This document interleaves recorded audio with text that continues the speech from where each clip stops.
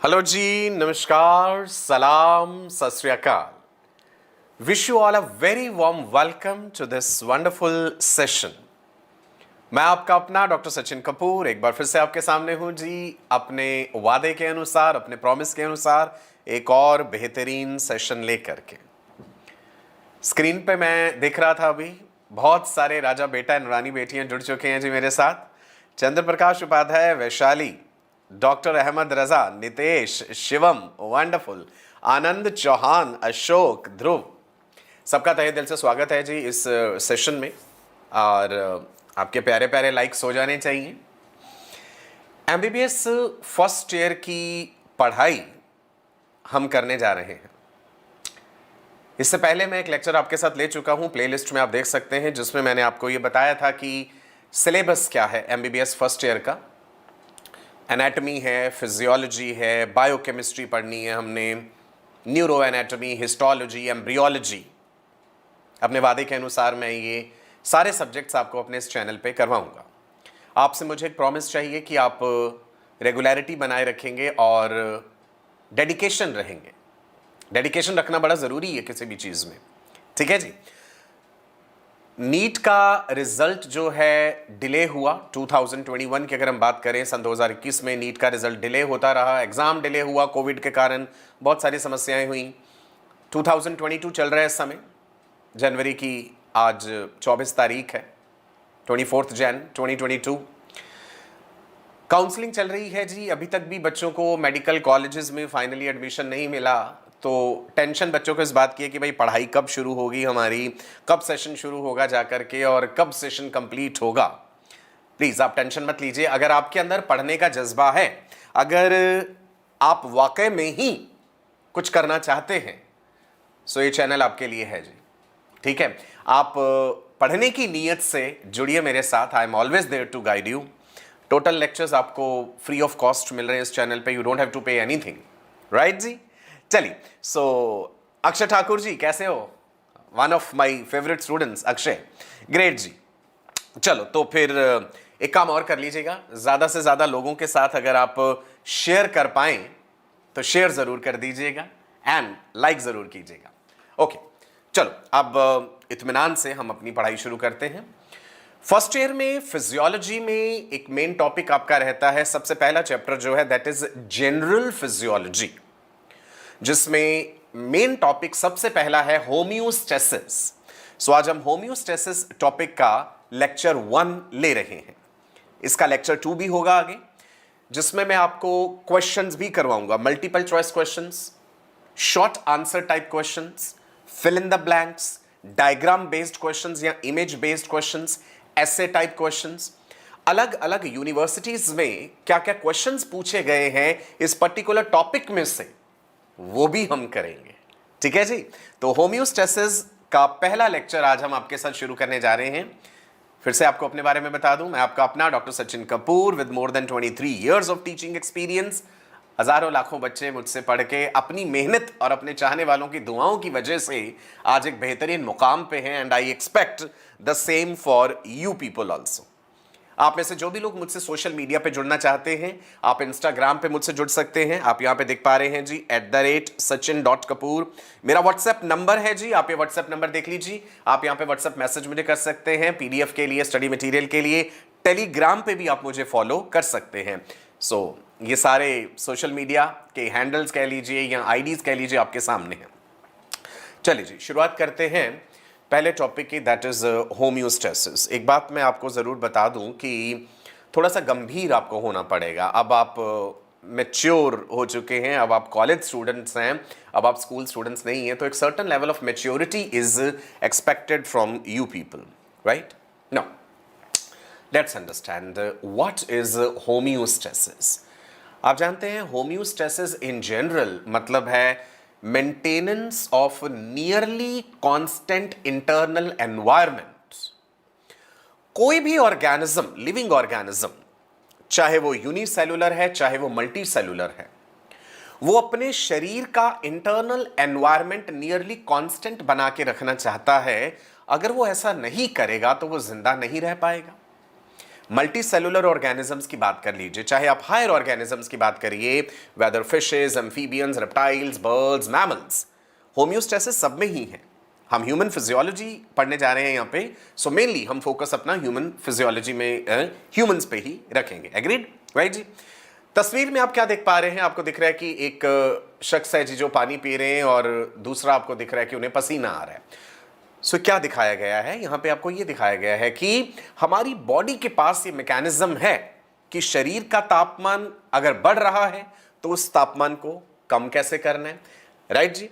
अगर ठंड लग रही है बहुत ज्यादा, शिवरिंग होगी, shivering thermogenesis, skeletal muscles involuntarily contract करेंगे तो हीट जनरेट होगी। हमें प्यास लगती है, हम पानी पीते हैं, बहुत ज्यादा पानी पी लेंगे, यूरिन डाइल्यूट हो जाएगा, है ना। तो this mechanism where your body maintains the constant internal environment, nearly constant, पूरी तरह से एकदम से वो स्टेबल नहीं हो जाएगा, है ना, फ्लक्चुएट करेगा, ध्यान दीजिएगा इस चीज को। So your body maintains nearly constant internal environment, चाहे वो ऑक्सीजन कार्बन डाइऑक्साइड की कंसंट्रेशन को लेके हो, चाहे वो आपके ब्लड प्रेशर को लेकर के हो, चाहे वो पीएच को लेकर के हो, चाहे टेम्परेचर को लेकर के हो, human body nearly constant internal environment बना के रखना चाहती है। ठीक है जी। अगर हम हिस्ट्री देखें, शुरुआत देखें इस बात की, फ्रेंच फिजियोलॉजिस्ट क्लाउड बर्नार्ड, नाम ध्यान रखिएगा, 19th सेंचुरी की बात है, इन्होंने एडवोकेट किया था एक concept, stability of the internal environment. ये टर्म याद रखिएगा, दैट इज माइल्यू इंटीरियर, स्पेलिंग लिख लीजिएगा ध्यान से, माइल्यू इंटीरियर। ये किसको रेफर कर रहा है? इसका मतलब है इंटरनल एनवायरनमेंट जो है शरीर का। शरीर का इंटरनल एनवायरनमेंट क्या है? हमारी बॉडी किससे बनी है भाई?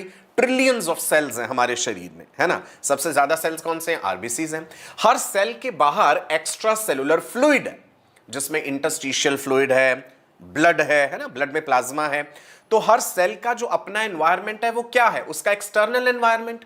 अब सेल के चारों तरफ जो एक्सटर्नल एनवायरनमेंट है, उस एक्सटर्नल एनवायरनमेंट में हमेशा कोई ना कोई बदलाव होते रहेंगे, चाहे वो पीएच को लेकर के हों, चाहे वो ऑक्सीजन की कंसंट्रेशन को लेके हों, चाहे वो कार्बन डाइऑक्साइड को लेके हों, चाहे आसपास जो ब्लड फ्लो कर रहा है उसके ब्लड प्रेशर की बात हो, टेम्परेचर की बात हो। तो सेल का एनवायरनमेंट क्या है? सेल का सराउंडिंग एक्स्ट्रा सेलुलर फ्लूइड। हम सभी फ्लूइड्स का भी जिक्र करेंगे, ठीक है जी। तो सेल की जो प्लाज्मा मेम्ब्रेन है, चीजें उसमें एंटर करती हैं, चीजें उससे बाहर भी निकलती हैं, एक्टिव ट्रांसपोर्ट, पैसिव ट्रांसपोर्ट, अलग अलग तरह के ट्रांसपोर्ट मैकेनिज्म्स हैं। हर सेल जो है वो ये चाहता है कि वो अपने चारों तरफ का जो एनवायरनमेंट है और अपने अंदर का एनवायरनमेंट भी नियरली कांस्टेंट बना करके रखे। तो एक क्वेश्चन जो हमने यहां पे समझा कि सबसे पहले माफ कीजिएगा, सबसे पहले जो है वो किसने ये कंसेप्ट दिया था होम्योस्टेसिस का, और इसका नाम क्या दिया था? That was milieu interior by Claude Bernard, right. Now Cannon, Walter Bradford Cannon, ये नाम आप ध्यान रखेंगे, जो कि एक अमेरिकन फिजियोलॉजिस्ट थे, राइट। इन्होंने ये टर्म दिया था, दैट इज होम्योस्टेसिस, 1929 में। तो एक और क्वेश्चन हमने सॉल्व कर लिया कि ऑर्गेनिजम्स एबिलिटी टू कीप देखो नियरली लिखा है, ध्यान रखिएगा, 100% कांस्टेंट नहीं हो जाएगा, नियरली कांस्टेंट रहेगा। Organisms ability to keep a nearly constant internal environment was termed as homeostasis by which scientist? Walter Bradford Cannon, American physiologist. Cannon explained the concept of maintenance of constancy in the internal environment. अब देखिए, जब मैं कहूं constant internal environment बना के रखना है, तो मतलब क्या है? क्या एक बार कांस्टेंट कर लिया तो दोबारा नहीं बिगड़ेगा? बिल्कुल बिगड़ेगा। आप अपने हाथ की उंगली पे एक पेंसिल अगर मैं कहूं आप रखिए और उस पेंसिल को स्टेबल करके रखना है, ठीक है जी, तो अगर पेंसिल हल्की सी इधर हुई तो आप फिर से अपनी उंगली हिलाएंगे। तो दैट मीन्स कॉन्स्टेंटली हमारी बॉडी में भी ये चीज होती रहती है। सो the maintenance of relatively stable, definition याद रखिएगा, maintenance of relatively stable internal environment is termed as homeostasis. Homeo means similar. अच्छा ध्यान रखना, बड़ी खूबसूरती से इस टर्म का चुनाव किया गया। Homeo means similar. Similar मिलता जुलता, ना कि 100% सेम, है ना। सिमिलर कहा गया, 100% सेम नहीं है। So homeo means similar and stasis means to stand और stay. So the maintenance of relatively stable internal environment is what is homeostasis. समझे आप बात? Homeostasis is often refer to as maintaining a dynamic equilibrium. ये बात ध्यान रखिएगा, ये equilibrium dynamic है, ये एकदम से स्टेबल नहीं हो जाएगा। डायनेमिक का मतलब है एक्टिव है। सेल ने अपने चारों तरफ की ऑक्सीजन कार्बन डाइऑक्साइड कंसंट्रेशन को डिटेक्ट करा, है ना, सेंसर्स ने उस चीज को डिटेक्ट करा, एक कंट्रोलर के पास मैसेज जाएगा, इफेक्टर के थ्रू वो चीज रेगुलेट होगी। सपोज कीजिए किसी कारण से आपका ब्लड प्रेशर बढ़ गया, है ना, आपका ब्लड प्रेशर बढ़ा है नॉर्मल से, है ना, नॉर्मल से ब्लड प्रेशर बढ़ा तो शरीर के बैरो रिसेप्टर्स जो हैं, बैरो रिसेप्टर्स ने उसे डिटेक्ट करा। बैरो रिसेप्टर्स ने मैसेज किसको भेजा? ब्रेन के मेडुला रीजन को। मेडुला में, ब्रेन के मेडुला रीजन में cardio stimulatory, cardio inhibitory areas होते हैं। ब्रेन के मेडुला से वापस कमांड आएगी इफेक्टर ऑर्गन्स तक कि किस तरह से ब्लड प्रेशर को रेगुलराइज करना है, नॉर्मलाइज करना है। So the dynamic means active state and equilibrium means balanced. If the body loses homeostasis, अगर हमारा शरीर होम्योस्टेसिस नहीं रखेगा तो क्या हो जाएगा? इलनेस, बीमारी हो जाएगी, इवन मृत्यु भी हो सकती है। होम्योस्टेसिस बना के रखना जरूरी है। होम्योस्टेसिस जब बिगड़ता है तभी तो डिजीज होती है। डिजीज क्या है?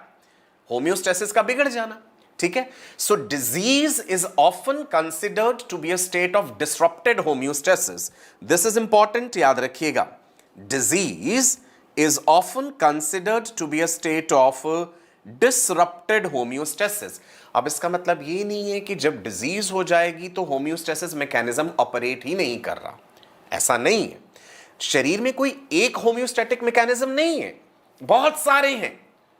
फीडबैक मैकेनिज्म्स हैं, फीड फॉरवर्ड मैकेनिज्म है, पॉजिटिव फीडबैक है, नेगेटिव फीडबैक है। जब कोई इंसान बीमार है तो हमने कहा भाई एक सर्टेन लेवल पे होम्योस्टेसिस डिस्टर्ब्ड है, लेकिन उसी समय और बहुत सारे होम्योस्टैटिक मैकेनिज्म्स ऑपरेट भी कर रहे हैं। So even in presence of disease homeostatic mechanisms continue to operate and they maintain the vital functions. मान लीजिए आपको बुखार है ना, फीवर है। अब इसका मतलब ये तो नहीं कि फीवर में आपकी किडनीज ने काम करना बंद कर दिया, फीवर के केस में पैनक्रियाज ने काम करना बंद कर दिए, या सांस लेना बंद कर दिया आपने। चल रहा है ना वो काम भी तो, ठीक है। आगे जाके आप पैथोफिजियोलॉजी भी पढ़ेंगे। अभी हम फिजियोलॉजी पढ़ रहे हैं, पैथोफिजियोलॉजी भी आप पढ़ेंगे।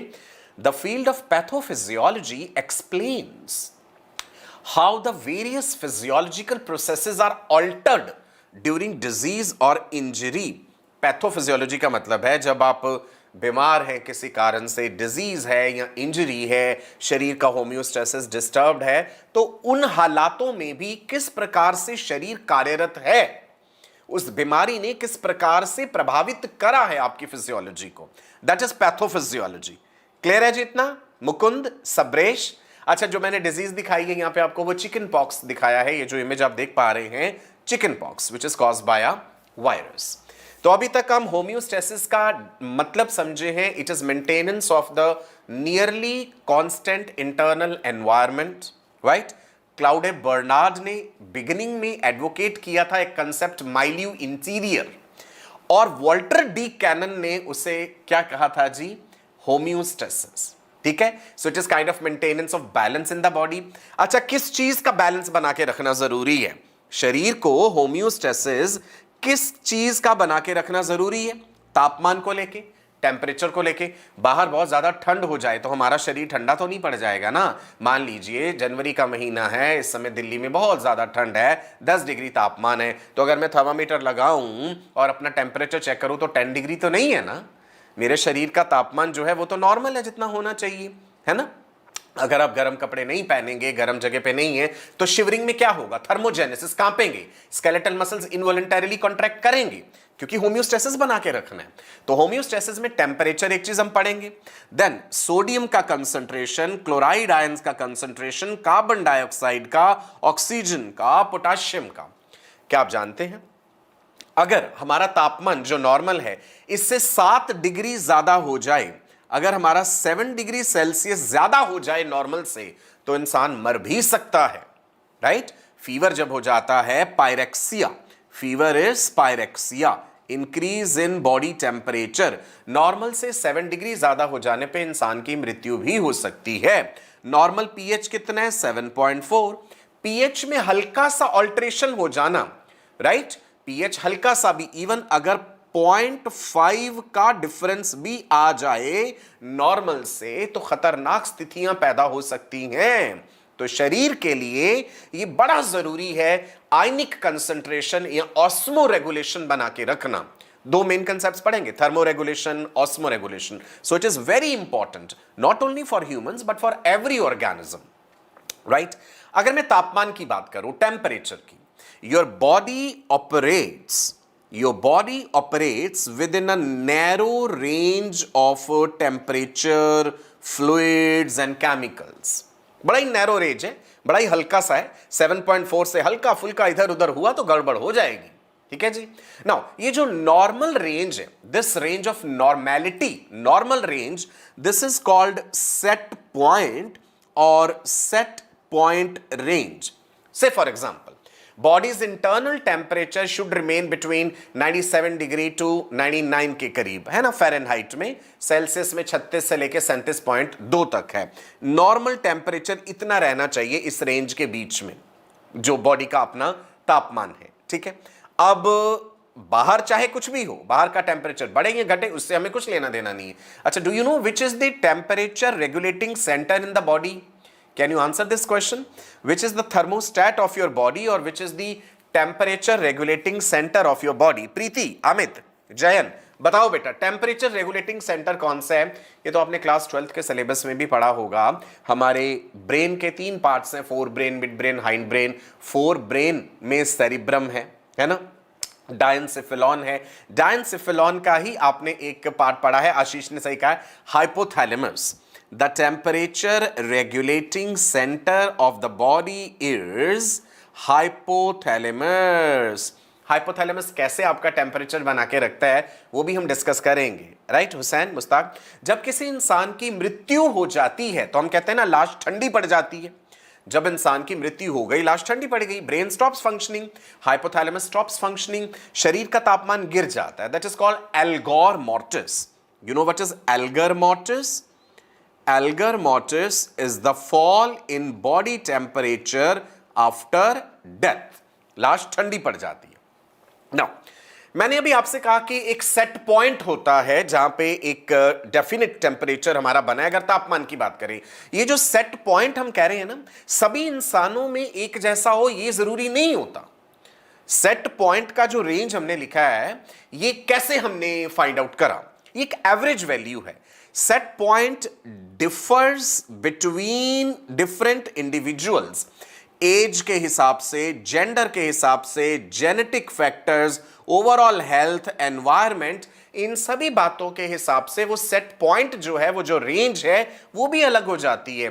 There are no actual precise homeostatic conditions. Actually precise homeostatic condition की भाई सभी ह्यूमंस में ऐसा होना चाहिए, ये जरूरी नहीं होता। Age, gender, genetic factor, overall health, environment के हिसाब से ये चीजें अलग हो जाती हैं। सो जो होम्योस्टैटिक वैल्यूज हैं, they are either based on average between large number of people or as a range including 95% or more of those people being sampled। मान लीजिए आप एक डॉक्टर हैं, आप एक साइंटिस्ट हैं, मैं आपसे कहता हूं कि देखिए कि ह्यूमंस में नॉर्मल बॉडी टेम्परेचर कितना रहता है, तो आप कहेंगे सर हमने 1000, 2000, 5000 इंडियंस का बॉडी टेम्परेचर हमने जो है इस सीजन में डिटेक्ट करा और लगभग वो इस रेंज में रहता है। तो ये तो किस आधार पे फिर आपने ले लिया? जितना सैंपल आपने चेक किया था। आपने पूरी दुनिया में एग्जिस्ट करने वाले ह्यूमंस का तो नहीं चेक करा ना, समझे आप बात? सुनिए, most healthy adults have body temperature between 98.1 degree Fahrenheit and 98.9। so ज्यादातर healthy adults में 98.1 डिग्री फ़ारेनहाइट से 98.9 डिग्री फ़ारेनहाइट सेल्सियस में कन्वर्ट करूं, 36.7 डिग्री सेल्सियस और 37.2 इसके बीच में रहता है तापमान ज्यादातर लोगों में। लेकिन मैं आपको एक बात बता दूं, 5% लोग ऐसे हैं, ये तो 95% का बताया, 5% people have resting body temperature या तो इससे ज्यादा या इससे कम। क्या ये बात आपको क्लियर हुई है वैष्णवी? ये हम एक एवरेज वैल्यू लेते हैं राजा। ये जो सेट पॉइंट्स की बात होम्योस्टेसिस में होती है, that is an average value, क्योंकि पूरी दुनिया के एक एक ह्यूमन बीइंग को तो आपने चेक नहीं कर लिया ना। You got it? समझ आई इतनी बात? Right Nargis, Shivam, wonderful.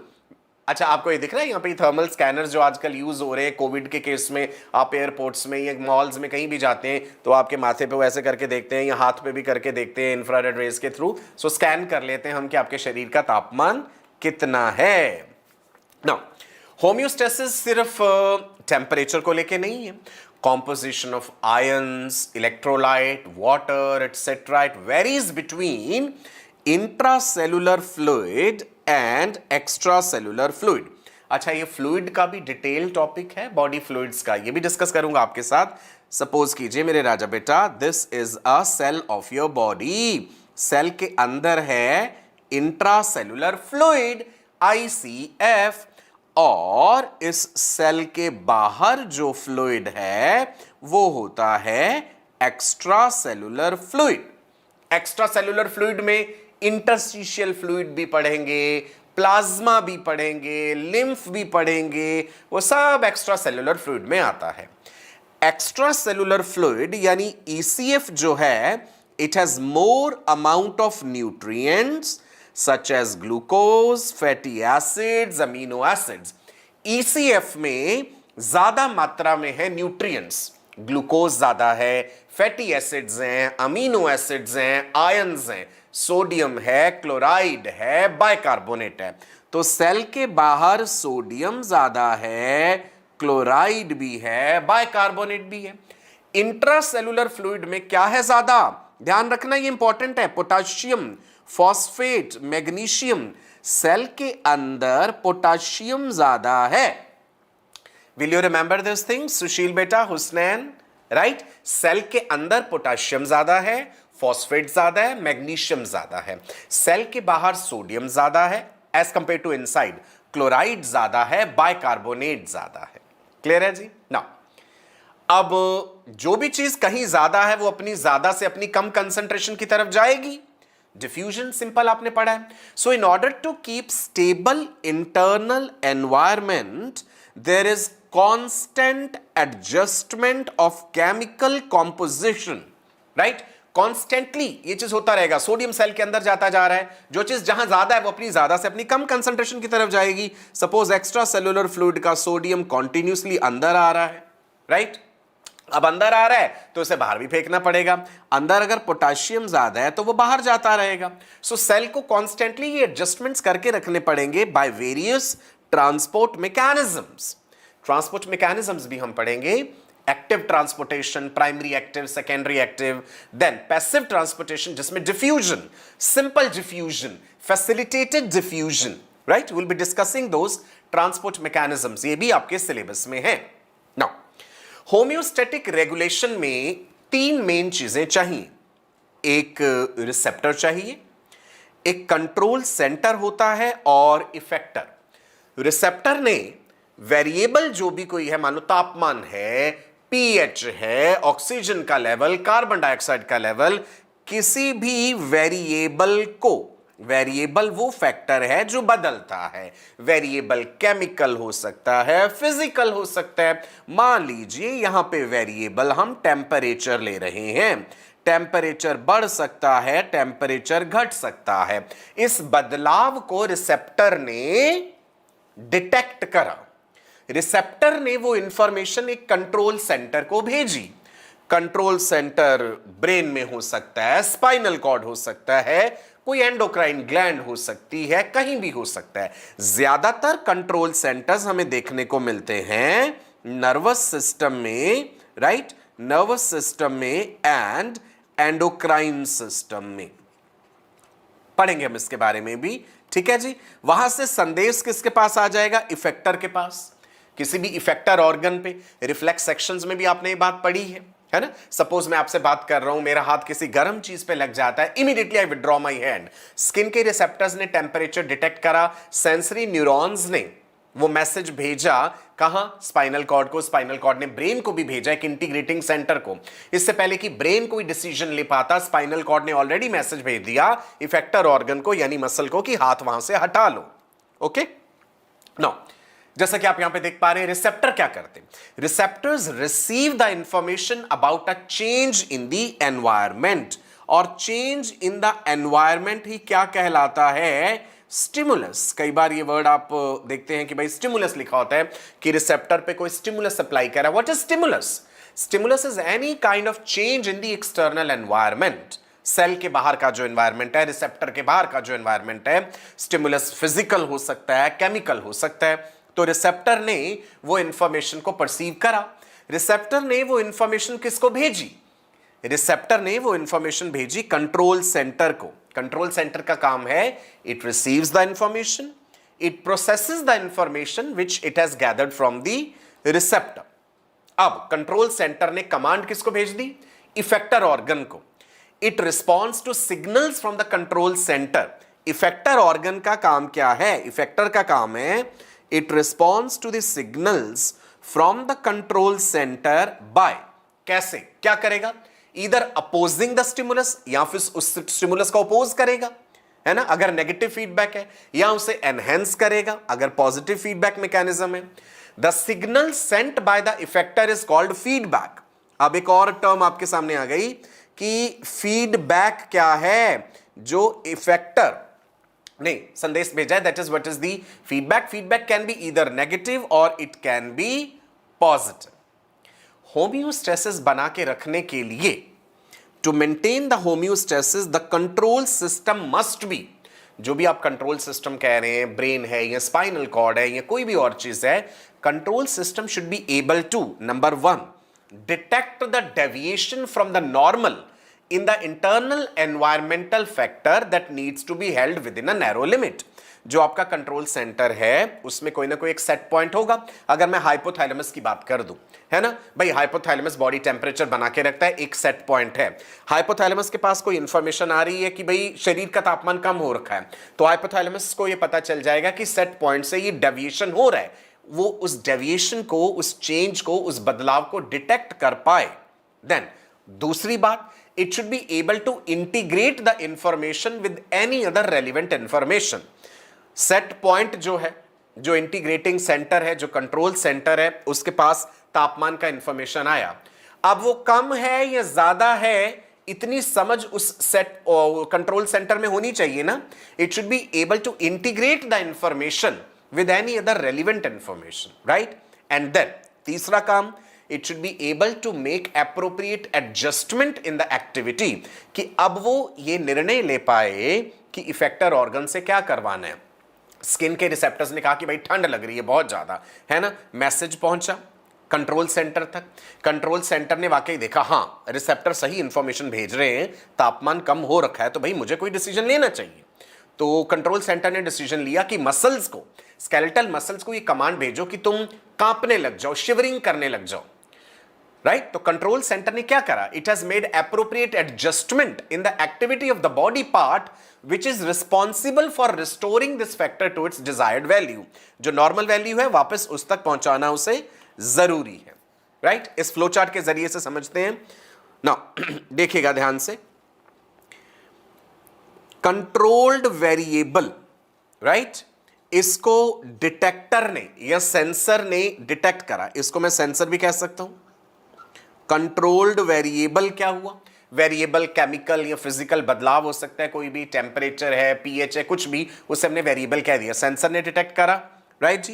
Comparator जो हमारा कंट्रोल सेंटर है, कंट्रोल सेंटर ने देखा भाई सेट पॉइंट जो है इसका, वो तो एक पर्टिकुलर इतना होना चाहिए, तापमान नॉर्मली इतना है, तो उस कंट्रोल सेंटर ने कंपेयर कर लिया, तो इसलिए हमने कंपैरेटर भी कह दिया उसे, राइट। और इफेक्टर को संदेश दे दिया कि भाई अब तुम काम करो और उस वेरिएबल को कंट्रोल करो। क्लियर है जी, राइट ना।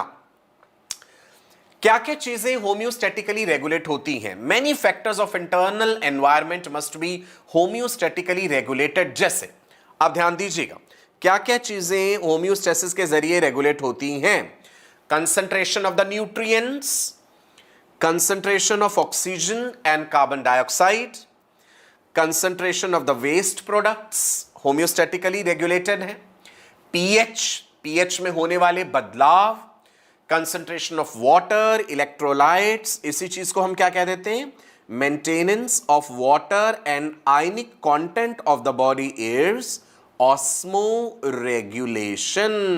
Okay, then ब्लड का वॉल्यूम, ब्लड का प्रेशर, ये होम्योस्टैटिकली रेगुलेटेड है. मान लीजिए कट लग जाए, ब्लीडिंग हो जाए, ढेर सारा ब्लड लॉस हो गया है, शरीर को उसे मेंटेन करके रखना होगा वरना गड़बड़ हो जाएगी. बहुत ज्यादा ब्लड लॉस हुआ है, ब्लड प्रेशर भी डिक्रीज होने लग जाएगा. So body has to adjust it, शरीर का तापमान एडजस्ट करना होगा. So these are the homeostatically regulated factors. एक बार फिर से देख लें कौन कौन से फैक्टर्स बोले मैंने. Concentration of nutrients, concentration of oxygen, concentration of waste products, pH में होने वाले बदलाव, कंसंट्रेशन ऑफ वाटर, इलेक्ट्रोलाइट्स जिसे ऑस्मो रेगुलेशन कहते हैं, blood volume, blood pressure and temperature. Now शरीर में होम्योस्टेसिस को बना के रखने के लिए जितने भी सिस्टम्स है ना हमारे, वो सभी कंट्रीब्यूट कर रहे हैं. Digestive, respiratory, circulatory, excretory, sense organs, right, and even your endocrine glands. हाँ, रिप्रोडक्टिव सिस्टम जो है it contributes very little to homeostasis. हम इसीलिए कहते हैं ना that reproductive system is not essential for your survival. Reproductive system is essential for continuity of the race. Survival के लिए एसेंशियल नहीं है. रिप्रोडक्टिव सिस्टम में टेस्टिस या ओवरीज जो हैं ये हार्मोन्स जरूर प्रोड्यूस कर रहे हैं. टेस्टिस से टेस्टोस्टेरोन है, ओवरी से ईस्ट्रोजन है, प्रोजेस्टिन्स है, तो ये कहीं ना कहीं होम्योस्टेसिस में इन्वॉल्व होते हैं. राइट नाउ सुनो, all systems of the human body participate in maintenance of the homeostasis. The physiological well-being of human body is maintained by harmonious functional interaction between various systems. शरीर के सभी systems के बीच में एक बहुत अच्छा coordination होना चाहिए, एक harmony होनी चाहिए, खूबसूरत तरीके से वो आपस में coordinate करें. अलग अलग systems आप देख पा रहे हैं इस डायग्राम के जरिए. Cardiovascular system, digestive system, respiratory system, your excretory system which includes your principal excretory organs यानी kidneys, then skeletal system, muscular system, then skin integumentary system, lymphatic system, nervous system, endocrine system, right, and then reproductive system. Clear है जी इतना? Right, प्यारे प्यारे likes होते जाने चाहिए आपके साथ के साथ, तभी मजा आता है ना.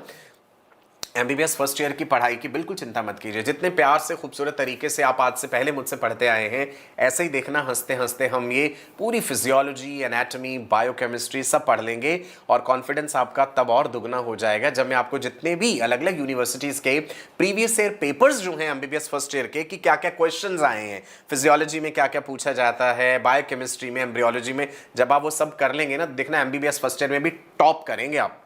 राइट, रैंक 1 लाएंगे. ठीक है जी, चलो आगे बढ़ूं मैं. Now skeletal and muscular system क्या कर रहे हैं जी? शरीर की मूवमेंट के लिए. Muscles are for the movement of the body. And what is movement? Displacement of a body part is movement. What is locomotion? Displacement of the whole body is locomotion. Muscles जो हैं वो attached हैं bones के साथ, tendons के जरिए. Muscle contract करते हैं तो मूवमेंट होता है. मसल्स की कॉन्ट्रैक्शन से शिवरिंग होता है, हीट जनरेट होती है. स्केलेटल सिस्टम क्या कर रहा है? स्केलेटल सिस्टम ने पूरी बॉडी को एक सपोर्ट दिया हुआ है. हड्डियां जो हैं, बोन्स जो हैं, कैल्शियम का स्टोरेज है. Bones are the calcium depot of the body. सबसे ज्यादा कैल्शियम हड्डियों में. किडनीज क्या काम कर रही हैं? किडनीज का काम जो है ब्लड को फिल्टर करना तो है ही है, इसके अलावा किडनीज इराइथ्रोपोएटिन भी तो सिक्रीट करते हैं. राइट जी, kidneys they secrete erythropoietin also which stimulates the red blood cell production, RBC production. Kidneys आपका extracellular fluid volume maintain कर रहे हैं, इलेक्ट्रोलाइट्स का concentration, acid base balance, urea को रिमूव कर रहे हैं, ब्लड को फिल्टर करके नेफ्रॉन्स जो है यूरिया को यूरिन की फॉर्म में बाहर निकालते हैं. किडनी में इराइथ्रोपोएटिन बना है. इसके अलावा किडनीज रेनिन भी तो बनाते हैं. रेनिन का काम क्या है? ब्लड प्रेशर की regulation. Renin, angiotensin, aldosterone system में पढ़ेंगे. Kidneys they are producing calcitriol also which promotes the reabsorption of phosphate and intestinal absorption of calcium. This is important, ये बात ध्यान रखिएगा. कैल्सिट्रायोल का फंक्शन आपको ध्यान रखना है, renal reabsorption of phosphate and intestine में से कैल्शियम का रीएब्जॉर्प्शन। क्लियर है जी? चलिए, कार्डियोवैस्कुलर सिस्टम बहुत इंपॉर्टेंट सिस्टम है। Heart which is a modified blood vessel, heart pumps blood in your circulation. पूरी सिस्टेमिक सर्कुलेशन में हार्ट जो है ब्लड को पंप कर रहे हैं। Blood is carrying nutrients, oxygen, carbon dioxide to various tissues and organs of the body. Blood के through क्या क्या चीजें ट्रांसपोर्ट होती हैं? ब्लड के थ्रू बहुत सारी चीजें ट्रांसपोर्ट होती हैं। ऑक्सीजन है, न्यूट्रिएंट्स है ना, इसके अलावा हार्मोन्स हैं ब्लड के through. So there are so many things which the blood transports. Antibodies भी ब्लड के थ्रू ही ट्रांसपोर्ट होती हैं। क्लियर है जी? चलिए आगे बढ़े। रेस्पिरेटरी सिस्टम, गैस एक्सचेंज के लिए the main respiratory function of the lungs is to deliver oxygen to the tissues and remove carbon dioxide. Right, lungs के जरिए पानी भी निकलता है बाहर। आप जानते हैं जब हम सांस एक्सेल आउट कर रहे हैं तो जो वॉलेटाइल सब्सटेंसेस हैं, अल्कोहल है, इसके अलावा कीटोन बॉडीज हैं, acetone, acetoacetic acid, beta hydroxy butyric acid, वो भी ब्रेथ के साथ बाहर निकलते हैं। दोनों लंग्स मिल करके एक दिन में लगभग 450 ml पानी मॉइस्चर की फॉर्म में बाहर निकाल देते हैं। एंडोक्राइन सिस्टम तो बहुत ही इंपॉर्टेंट है होम्योस्टेसिस में।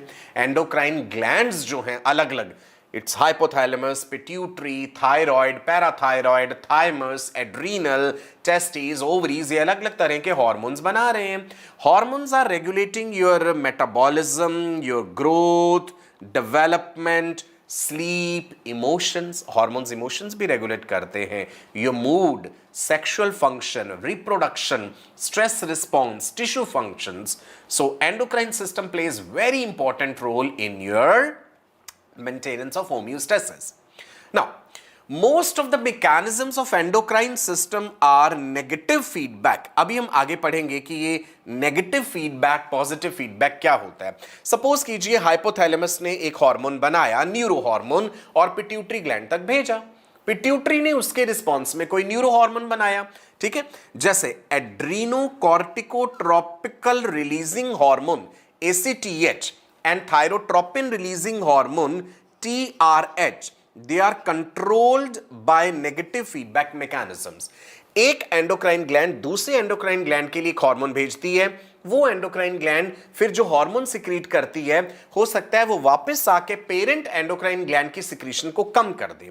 This is negative feedback which we are going to discuss in detail. Right, clear है जी इतना? Is it clear? राइट, आगे बढ़ सकते हैं। ओके, नाउ मैंने कहा कि रिप्रोडक्टिव सिस्टम जो है it has very little role in homeostasis. Reproductive system is not essential for the survival of the individual, it is essential for continuity of the race. जो सेक्स हार्मोन्स हैं, testosterone males में, it influences muscle growth. Oestrogen is important for the bone growth.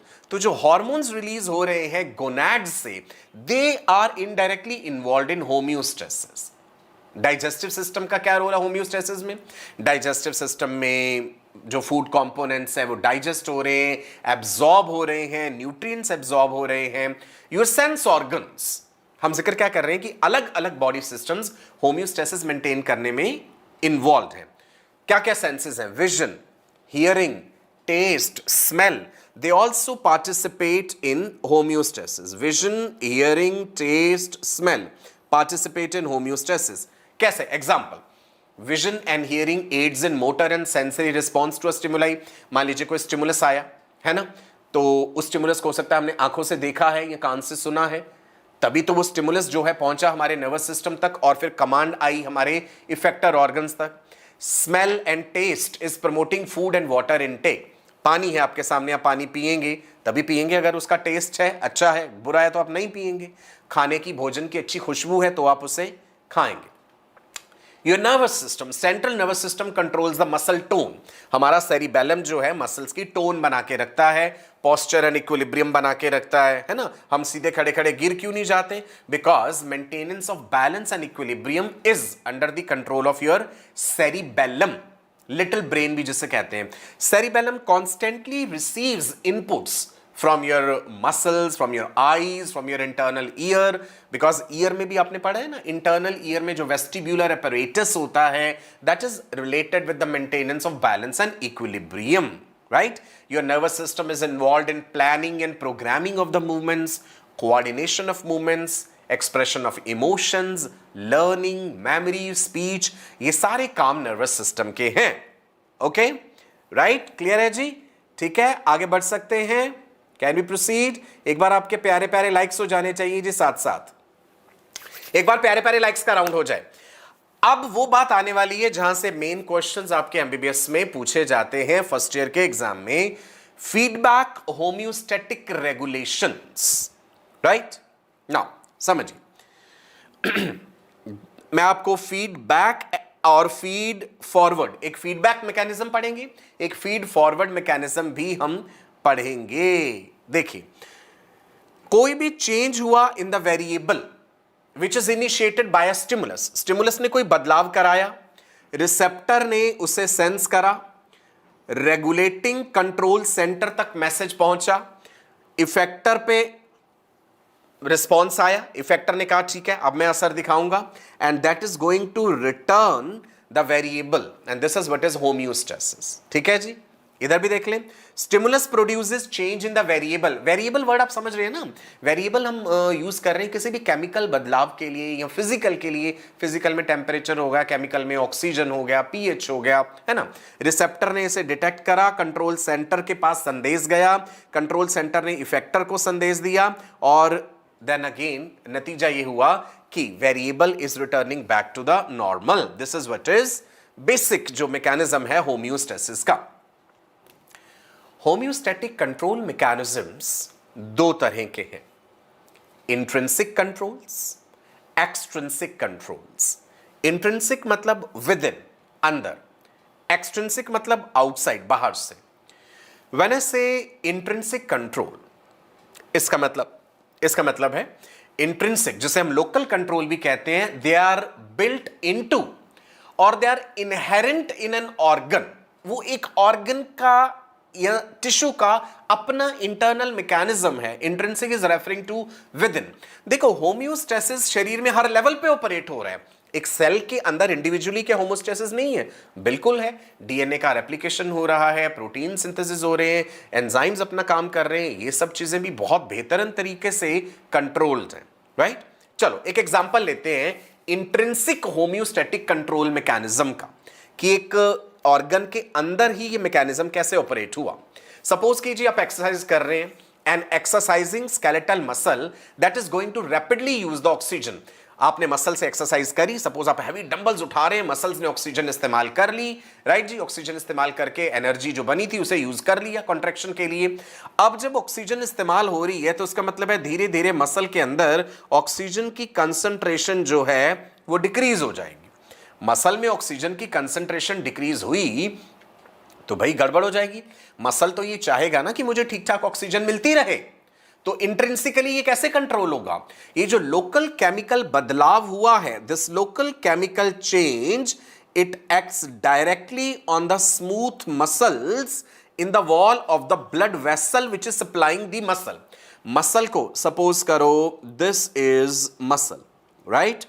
इस muscle को blood supply करने वाली blood vessels भी तो होंगी. Suppose these are the blood vessels जो इसे मसल को ब्लड सप्लाई कर रही हैं. मसल में ऑक्सीजन का इस्तेमाल हो जाने से जो बदलाव हुए हैं, मसल में लैक्टिक एसिड भी बनेगा. अब जो ब्लड वेसल यहां से गुजर रही है, ब्लड वेसल की वॉल में कौन से मसल्स होते हैं? स्मूथ मसल्स होते हैं. तो मसल में, स्केलेटल मसल में होने वाले बदलाव ब्लड वेसल की वॉल के स्मूथ मसल को संदेश देंगे कि स्मूथ मसल तुम रिलैक्स कर जाओ. ब्लड वेसल की वॉल के स्मूथ मसल तुम रिलैक्स कर जाओ. जब वो रिलैक्स कर जाएंगे तो वो ब्लड वेसल कहेगी ये लो भाई अब मैं तुम्हें ज्यादा ब्लड दे देती हूं. तो ये इंट्रिंसिकली कंट्रोल हो गया ना. इसमें मसल ने ब्रेन को या किडनी को, किसी दूर दराज के ऑर्गन की कोई मदद नहीं ली. मसल ने किसी और को संदेश नहीं दिया. मसल ने कहा मैं स्वयं सक्षम हूं, मुझ में ये इंट्रिंसिक कंट्रोल मैकेनिज्म है, होम्योस्टैटिक रेगुलेशन है कि मेरा ऑक्सीजन इस्तेमाल हुआ तो मैं अपने आप ब्लड वेसल को कह दूंगा कि ब्लड वेसल मेरी बात सुनो, अपने स्मूथ मसल्स को रिलैक्स करो और मुझे ज्यादा ब्लड दे दो। Is it clear? Right? Neha, Shivam, Virat, clear है? वंडरफुल जी। I hope you are enjoying the session. और प्यारे प्यारे लाइक्स जरूर हो जाने चाहिए आपके सेशन के एंड तक, 1000 लाइक्स जरूर हो जाने चाहिए। So I hope you are enjoying and आपको इजी लग रही है। फिजियोलॉजी मुश्किल तो नहीं लग रही ना? एमबीबीएस फर्स्ट ईयर में जब आप पहुंचेंगे, you are going to enjoy this thing, और तब आपको एकदम आसान लगेंगी ये सारी चीजें। चलो जी। So increased blood flow through the dilated vessel, जो ब्लड वेसल डायलेट कर गई है। डायलेट मतलब जैसे मान लो ये नॉर्मल डायमीटर था ब्लड वेसल का, व्हेन आई से डायलेटेड तो डायलेशन में डायमीटर ज्यादा हो गया। ये डायलेटेड ब्लड वेसल ज्यादा जो है उसे ब्लड डिलीवर करेगी। So as a result increased blood flow through the dilated blood vessel into the exercising muscle brings it more oxygen। तो ये जो लोकल मैकेनिज्म है, it is maintaining optimal level of oxygen in the fluid which is immediately around the exercising skeletal muscle. Sagar, clear है बेटा? Okay. So intrinsic homeostatic control mechanism आपको समझ आ गया। Next is extrinsic homeostatic control mechanism. Extrinsic मतलब outside, बाहर का। Most of the factors in internal environment, ज्यादातर फैक्टर्स जो हैं, they are maintained by extrinsic या systemic controls which are regulatory mechanisms initiated outside an organ to alter the organ's activity। ये ऐसे control mechanisms हैं जो उस ऑर्गन के अंदर इनिशिएट नहीं हो रहे, ये बाहर इनिशिएट हो रहे। अभी एग्जांपल के साथ देखेंगे। तो ज्यादातर कंट्रोल मैकेनिज्म्स एक्सट्रिंसिक होते हैं, ठीक है? और इनमें, इन एक्सट्रिंसिक कंट्रोल मैकेनिज्म में शरीर के कौन से दो सिस्टम्स का सबसे ज्यादा रोल है? As I already told you, nervous system and endocrine system. Brain में कितने सारे कंट्रोल सेंटर्स हैं। अगर मैं अलग अलग कंट्रोल सेंटर्स की बात करूं, सपोज मेडुला की बात कर ले। Medulla which is a part of hind brain, medulla has reflex centres for vomiting, medulla has reflex centres for salivation, medulla has reflex center for peristalsis, medulla has the center for sweating या perspiration, cardiostimulatory center, cardioinhibitory center, medullary rhythmicity area, then your pons region of the brain has aneustic center, pneumotaxic center। अब आप समझे? सो ज्यादातर जो control mechanisms हैं, extrinsic control mechanisms हैं जो nervous और एंडोक्राइन सिस्टम के थ्रू रेगुलेट हो रहे हैं। क्लियर है जी? राइट नेहा बेटा? Now types of homeostatic control mechanisms, दो तरह के होम्योस्टैटिक कंट्रोल मैकेनिज्म्स हैं। एक होते हैं बेटा फीडबैक मैकेनिज्म और एक होता है फीड फॉरवर्ड मैकेनिज्म। दोनों चीजें ध्यान से पढ़िए, क्वेश्चन इसी पे पूछा जाता है। You have to differentiate between feedback mechanism and feed forward mechanism. Give example of feedback mechanism. Now what is the meaning of feedback? जैसे मैं कहूं कि आप मुझसे पढ़ रहे हैं, है ना, आप स्टूडेंट्स हैं, अब आप बताइए आपका फीडबैक क्या है, कि आपकी तरफ से क्या रिस्पॉन्स आया, क्या जवाब है। सो फीडबैक मैकेनिज्म में क्या होता है, इसमें इन दिस द इफेक्ट, जो इफेक्ट आ रहा है या जो आउटपुट है किसी एक्शन का, it is returned to modify the next action. In this the change actually occurs. कोई बदलाव हुआ, say for example blood pressure बढ़ा, there is increase in BP, मतलब ये वेरिएबल बदला। This will be detected, this increase in BP will be detected by baroreceptors. शरीर में बैरो receptors हैं जिन्होंने बीपी में होने वाले बदलाव को डिटेक्ट करा। बैरो रिसेप्टर्स ने ये मैसेज भेजा कंट्रोल सेंटर को, और कंट्रोल सेंटर ने रिस्पॉन्स भेजा किसको? इफेक्टर को, ब्लड वेसल्स को भेजा होगा कि भैया ब्लड वेसल्स तुम अपने आप को डायलेट कर लो, ब्लड प्रेशर बढ़ा हुआ है, और अल्टीमेटली हमें बीपी को नॉर्मलाइज करना है। तो बड़ी हुई चीज ने मैसेज दिया और नतीजा कि ये चीज घट गई, तो ये नेगेटिव फीडबैक हो गया। अगर ये बड़ा हुआ वेरिएबल कुछ ऐसा कर देता कि ये खुद को ही जो है और ज्यादा बड़ा बैठता तो वो पॉजिटिव फीडबैक होता। नेगेटिव फीडबैक और पॉजिटिव फीडबैक दो बातें हैं। अभी आप सिर्फ फीडबैक वर्ड का मतलब समझ रहे हैं। फीडबैक मैकेनिज्म में द इफेक्ट और the output of an action, it is returned, कोई चीज गई वापस, रिटर्न हुई, फीडबैक हुआ, किस लिए? To modify the next action, अगले एक्शन को मॉडिफाई करने के लिए। ठीक है, इसमें बदलाव हकीकत में हुआ, ब्लड प्रेशर वाकई ही बढ़ा। ये बात इंपॉर्टेंट है जो मैंने लिखा, इन this the change actually occurs, right?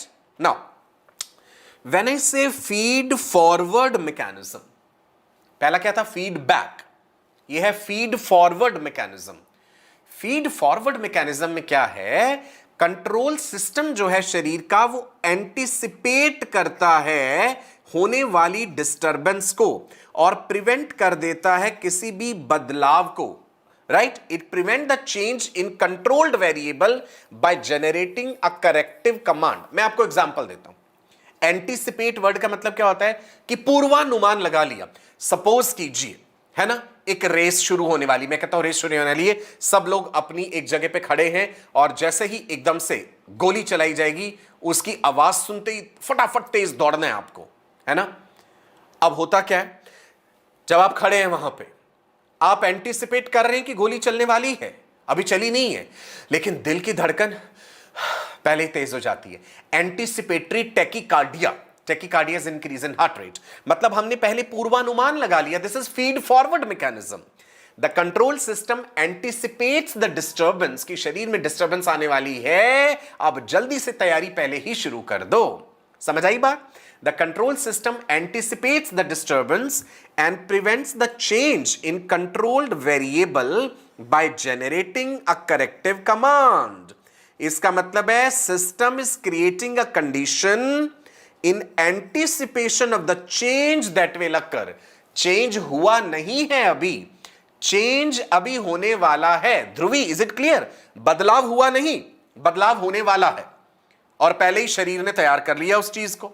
Right ji?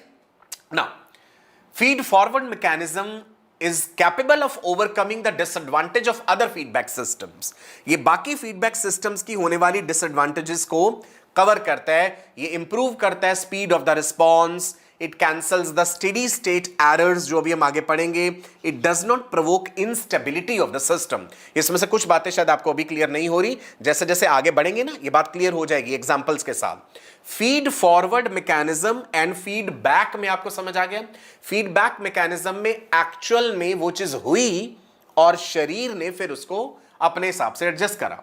Feed forward में अभी कुछ हुआ नहीं है, सोचने से ही पहले शरीर ने तैयारियां शुरू कर दी। स्वादिष्ट भोजन आपके आगे रखा और आपके मुंह में सलाइवा आना शुरू हो गया। स्वादिष्ट भोजन को देख के आपके स्टमक ने गैस्ट्रिक एसिड बनाना शुरू कर दिया, पैनक्रियाज ने इंसुलिन रिलीज करना शुरू कर दिया। भाई अभी वो चीज हुई तो नहीं है ना, एंटीसिपेट कर रहे हैं कि ऐसा होने वाला है।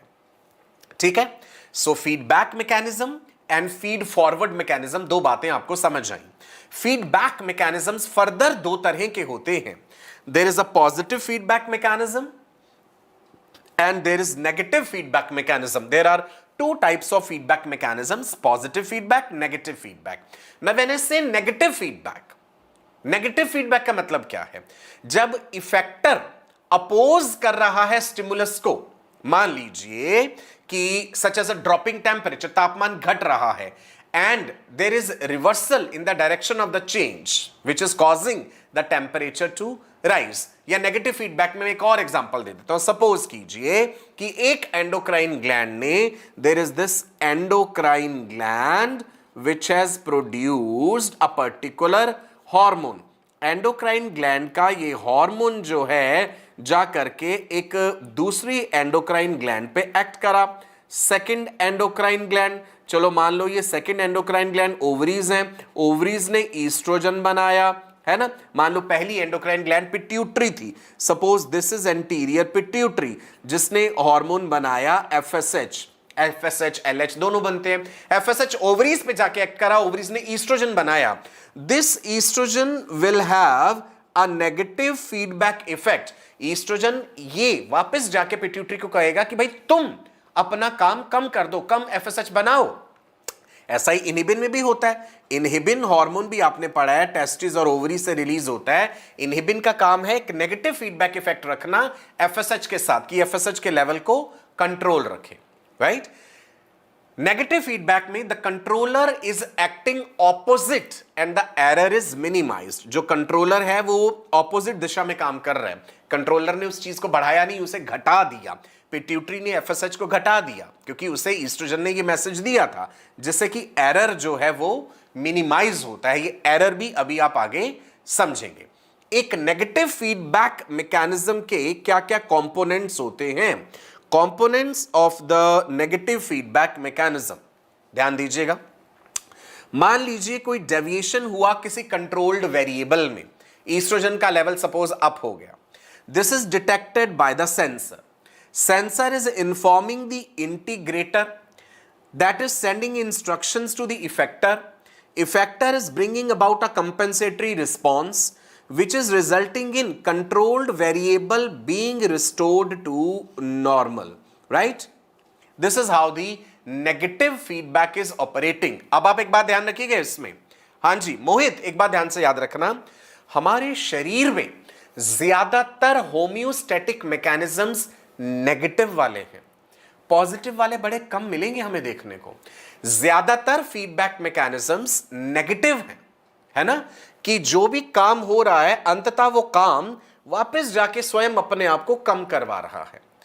पॉजिटिव वाले कम है। देखो अगर पॉजिटिव हूं तो गड़बड़ हो जाएगी ना। सपोज करो ईस्ट्रोजन हार्मोन सिक्रीट हो रहा था ओवरी से, ओवरी को ईस्ट्रोजन सिक्रीट करने के लिए पिट्यूटरी ने एफएसएच भेजा था, पिट्यूटरी को एफएसएच सिक्रीट करने के लिए हाइपोथैलेमस ने गोनाडोट्रोपिन रिलीजिंग हार्मोन भेजा था।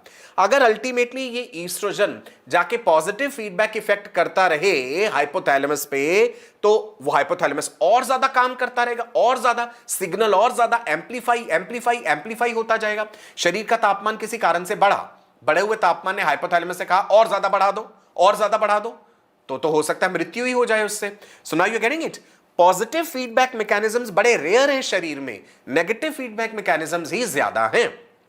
सुनिएगा, most systems supporting the homeostasis operate by negative feedback. This point is very important. ज्यादातर नेगेटिव फीडबैक है। नाउ पॉजिटिव फीडबैक वाली कंडीशंस आपको कम मिलेंगी। पॉजिटिव फीडबैक का मतलब है कि effector is reinforcing the stimulus such as uterine contractions during childbirth. आपको पता है ऑक्सीटोसिन हार्मोन जो है कहां से आया? पोस्टीरियर पिट्यूटरी ने ऑक्सीटोसिन रिलीज करा। ऑक्सीटोसिन को बर्थ हार्मोन या मिल्क इजेक्शन हार्मोन भी कहते हैं। ब्लड सर्कुलेशन के through oxytocin acts on smooth muscles of the uterus. Uterus के स्मूथ मसल्स को कॉन्ट्रैक्ट करवाया ऑक्सीटोसिन ने। अब जब ये कॉन्ट्रैक्ट करा towards the end stage of the pregnancy, baby का हेड जो है सर्विक्स पे एडजस्टेड है। अभी हम आगे देखेंगे, पार्चुरेशन रिफ्लेक्स कहते हैं इसे। सर्विक्स के स्ट्रेच रिसेप्टर्स पे जाकर के बच्चे का सिर एडजस्टेड है। स्ट्रेच रिसेप्टर स्टिमुलेट हुए, न्यूरॉन्स के थ्रू मैसेज हाइपोथैलेमस को गया था। हाइपोथैलेमस ने पिट्यूटरी को मैसेज दिया कि तुम ऑक्सीटोसिन रिलीज करो। ऑक्सीटोसिन स्मूथ मसल पे एक्ट करा, यूट्रस के स्मूथ मसल कॉन्ट्रैक्ट करे, बच्चे के सिर पे और प्रेशर लगा। जब बच्चे के सिर पे दबाव पड़ा, हेड ने और प्रेशर स्ट्रेच रिसेप्टर पे लगाया, तो वो सिग्नल एम्पलीफाई होता गया, और ऑक्सीटोसिन और ज्यादा oxytocin, ultimately there is birth of the baby. तो ये एक पॉजिटिव फीडबैक मैकेनिज्म है, ठीक है जी। सो पॉजिटिव फीडबैक में the controller is acting in the same direction and the error is amplified। अब जो भी बदलाव हुआ था, एरर को हम यहां पे बदलाव कह रहे हैं। प्रवीण ने पूछा सर नेगेटिव फीडबैक मैकेनिज्म ज्यादा क्यों होते हैं? प्रवीण वही तो समझा रहा हूं बेटा, पॉजिटिव फीडबैक तो हर चीज को बढ़ाती जा रही है, तो ऐसा तो नहीं होना चाहिए ना, तो बियॉन्ड कंट्रोल चली जाएंगी चीजें। नेगेटिव फीडबैक ही चीजों को नॉर्मलाइज करता है। क्लियर है? राइट जी आशीष? ओके, नाउ सुनो ध्यान से। जो आपने सवाल पूछा है प्रवीण, उसका जवाब आ गया। Because positive feedback is stimulatory, there are only a very few situations in which it is beneficial to the body. क्योंकि पॉजिटिव फीडबैक स्टिमुलेटरी होता है, there are only a few situations, बहुत ही कम हालात ऐसे मिलेंगी, कम सिचुएशंस ऐसे मिलेंगी जहां पे ये पॉजिटिव फीडबैक बेनिफिशियल होगा बॉडी के लिए, जैसे कि चाइल्ड बर्थ के समय पार्चुरेशन रिफ्लेक्स पॉजिटिव फीडबैक है, ब्लड क्लॉटिंग एक पॉजिटिव फीडबैक की एग्जांपल है। लेकिन ज्यादातर ध्यान दीजिएगा ध्रुवी बेटा, ज्यादातर positive feedback is harmful, right. जैसे मान लो मैं कह दूं शरीर का तापमान बढ़ा, बढ़े हुए तापमान ने अगर हाइपोथैलेमस से कहा और तापमान बढ़ा दो, हाइपोथैलेमस ने और बढ़ा दिया। अरे भाई इतना तापमान बढ़ गया तो एंजाइम्स तो डीनेचर हो जाएंगे, काम ही नहीं कर पाएंगे, पूरा मेटाबॉलिज्म डिस्टर्ब हो जाएगा, डेथ हो जाएगी। विष्णु क्लियर हुई बात, राइट। सो पॉजिटिव फीडबैक क्योंकि स्टिमुलेटरी है, इसलिए बहुत कम सिचुएशंस ऐसी होती हैं जिसमें ये बेनिफिशियल होता है। और जहां भी कहीं पॉजिटिव फीडबैक बेनिफिशियल नतीजा दे रहा है, जहां भी कहीं पॉजिटिव फीडबैक एक बेनिफिशियल रिजल्ट दे रहा है, तो आप समझ जाइएगा कि ये पॉजिटिव फीडबैक लूप एक बहुत बड़े नेगेटिव फीडबैक लूप का ही हिस्सा होगी। मैं रिपीट करूं, in each case where the positive feedback is useful, it is actually a part of overall negative feedback process. जैसे हमने कहा कि भाई पार्चुरेशन एक पॉजिटिव फीडबैक है और ये बड़ा फायदे वाला है, ये पॉजिटिव फीडबैक और फायदे वाला। अब मैं आपको इससे समझाता हूं। प्रेगनेंसी हुई, एक फीमेल प्रेग्नेंट हुई, शरीर का पूरा मेटाबॉलिज्म चेंज हुआ, नॉर्मल सेट वैल्यू से चीजें डिस्टर्ब हुई ना, फीमेल का प्रोजेस्टेरॉन लेवल बढ़ गया है, ईस्ट्रोजन लेवल बढ़ गया है, एलएच और एफएसएच कम हो गए हैं, होम्योस्टैटिक मैकेनिज्म डिस्टर्ब हुआ है प्रेगनेंसी के टाइम पे, है ना। बच्चे को ऑक्सीजन न्यूट्रिशन देनी है, उसके मेटाबॉलिक वेस्ट लेने हैं, तो ये ओवरऑल एक फीडबैक मैकेनिज्म ऑपरेट कर रहा है, इसको वापस लेकर के आना है, नॉर्मलाइज उस बेबी को डिलीवर करवाना है। जब वो बच्चा डिलीवर हो जाएगा तो ये पूरा फीडबैक जो नेगेटिव फीडबैक है ये कंप्लीट होगा। इसका मतलब है वो डिलीवरी जो कि एक पॉजिटिव फीडबैक है, ओवरऑल उस पूरी गर्भावस्था, उस प्रेगनेंसी का जो कि एक नेगेटिव फीडबैक थ्रू के रेगुलेट होगी, उसका एक हिस्सा है। Is it clear? Chirag, Praveen, is it clear what I have said just now? जहां भी कहीं शरीर में पॉजिटिव फीडबैक लूप फायदे वाला दिख रहा है तो आप समझ जाइएगा ये एक ओवरऑल एक बड़ी प्रक्रिया का हिस्सा होगा, और वो बड़ी प्रक्रिया नेहा स्वयं में एक नेगेटिव फीडबैक प्रोसेस होगी। एक और उदाहरण, बिल्कुल रवि रंजन कह रहे हैं जी, यस बिल्कुल बिल्कुल, great. Negative feedback loop harmful नहीं है, नेगेटिव फीडबैक लूप फायदे वाले हैं, राइट। हेमेटोपोएसिस विष्णु हम पढ़ेंगे, ब्लड का फॉर्मेशन इज हेमेटोपोएसिस। ओके सुनो, ब्लड क्लॉटिंग में पॉजिटिव फीडबैक है कि प्लेटलेट्स इकट्ठे हुए, प्लेटलेट्स ने और ज्यादा ऐसे फैक्टर्स रिलीज करे जिन्होंने और प्लेटलेट्स को इकट्ठा कर लिया, एक पॉजिटिव फीडबैक के जरिए ब्लड क्लॉट कर गया।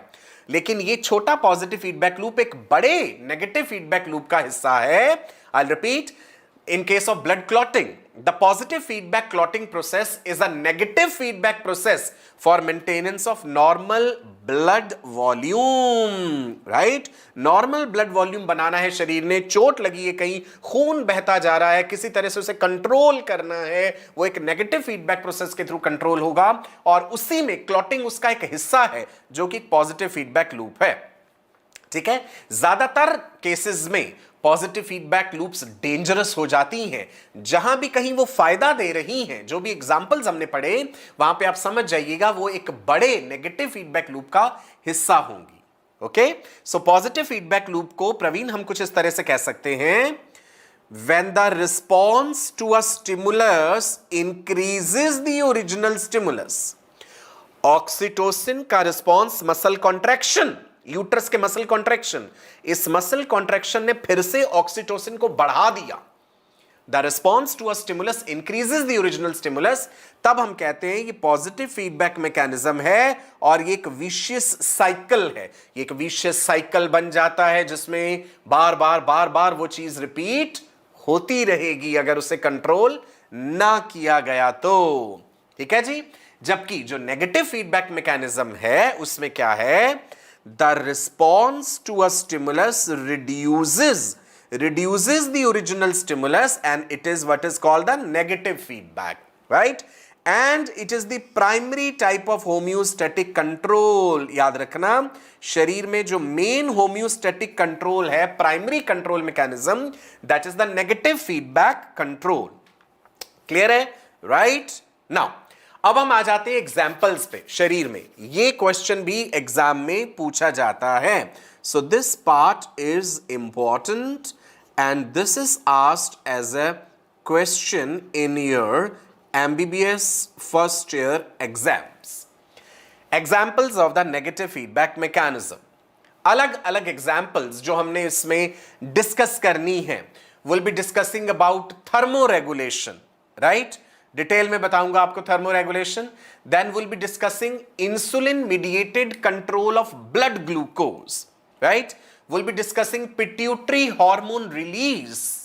देन T3 और T4 का लेवल बढ़ जाता है तो शरीर कैसे रेगुलेट करता है। कार्बन डाइऑक्साइड की कंसंट्रेशन जब ब्लड में बढ़ जाती है, कीमोरिसेप्टर्स उसे डिटेक्ट करते हैं, रेस्पिरेटरी सेंटर को संदेश देते हैं, जिसके कारण ब्रीदिंग का रेट बढ़ जाता है, राइट? ब्लड प्रेशर रेगुलेशन हम डिस्कस करेंगे, which is a baroreflex. This is very important. Baroreceptor sense करते हैं ब्लड प्रेशर में होने वाले बदलाव और ब्रेन के मेडुला को संदेश भेजते हैं। क्लियर है? पॉजिटिव फीडबैक मैकेनिज्म्स, मैंने कहा शरीर में बड़े कम हैं।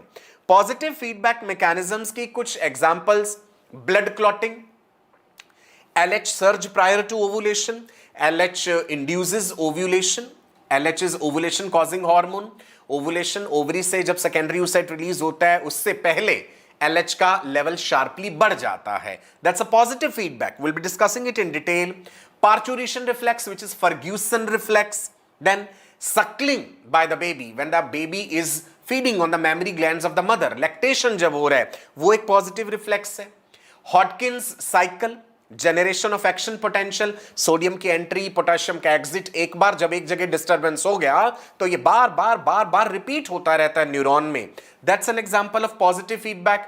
मसल के अंदर सार्कोप्लाज्मिक रेस्टिक्यूलम में कैल्शियम आयंस होते हैं, उनका रिलीज होना एक पॉजिटिव फीडबैक है। Micturition reflex. Then Head's paradoxical reflex. Newborn baby, neonate के लंग्स जब एक बार इन्फ्लेट होते हैं तो और ज्यादा इन्फ्लेट होते हैं, और ज्यादा होते हैं। Will discuss this thing, that is Head's paradoxical reflex and then activation of the digestive enzymes. एक एंजाइम एक्टिवेट हुआ, वो दूसरे एंजाइम को एक्टिवेट करता जाता है। ठीक है, ये आप देख पा रहे हैं क्लॉटिंग का जो कैस्केड है ये कैसे होता है। पार्चुरेशन रिफ्लेक्स, ये आपको नेक्स्ट सेशन में बताऊंगा, राइट? जितनी भी बातें मैंने अभी तक बताई हैं, इन सब की स्लाइड्स जो है ये पूरा PDF आपको मिल जाएगा। आप वीडियो को लाइक एंड शेयर जरूर कीजिएगा। वीडियो का डिस्क्रिप्शन देखिएगा, वहां पे आपको नीचे लिंक नजर आएगा जिसमें आपको PDF मिल जाएगा। आप मेरे WhatsApp पे, टेलीग्राम पे, इंस्टाग्राम पे मेरे साथ जुड़ सकते हैं, वहां भी आपको इस लेक्चर का जो है PDF मिल जाएगा। फीड फॉरवर्ड कंट्रोल और डिटेल में डिस्कस करेंगे हम आने वाले सेशन में कि एंटीसिपेटरी टैकीकार्डिया क्या होता है, right? Then cephalic phase of gastric secretion, cerebellum का मोटर कोऑर्डिनेशन में क्या रोल है, इंसुलिन कैसे सिक्रीट होता है in response to the food in the intestine, right? So all these things we'll be discussing in the next session. Central chemoreceptors, peripheral chemoreceptors. ठीक है जी, आज के लिए इतना ही। चैनल को सब्सक्राइब कर लीजिए, बेल आइकन को हिट कर दीजिए ताकि हर इंपॉर्टेंट नोटिफिकेशन आप तक पहुंचता रहे। MBBS को लेके बुक्स कौन सी पढ़नी है फर्स्ट ईयर में, इसके लिए अलग से मैंने एक वीडियो बनाया हुआ है, वो वीडियो आप जरूर देख लीजिएगा, प्लेलिस्ट में आपको मिल जाएगा। सोशल मीडिया पे अलग अलग जगहों पे आप मुझे फॉलो कर सकते हैं। ये मेरा WhatsApp नंबर है, अगर आप मुझसे जुड़ना चाहें इस नंबर पे आप मुझे मैसेज कर सकते हैं। ये मेरे द्वारा लिखी गई किताब है जो नीट एस्पिरेंट्स के लिए है। ठीक है जी, सो मैं आपका अपना डॉक्टर सचिन कपूर अब आपसे विदा लेता हूं। अगली बार फिर आपसे मिलेंगे एक पॉजिटिव सोच, एक पॉजिटिव उम्मीद के साथ। Do like and share the lecture. नमस्कार, bye bye, God bless you all. MBBS की पढ़ाई अब बिल्कुल भी कठिन नहीं है। नमस्कार।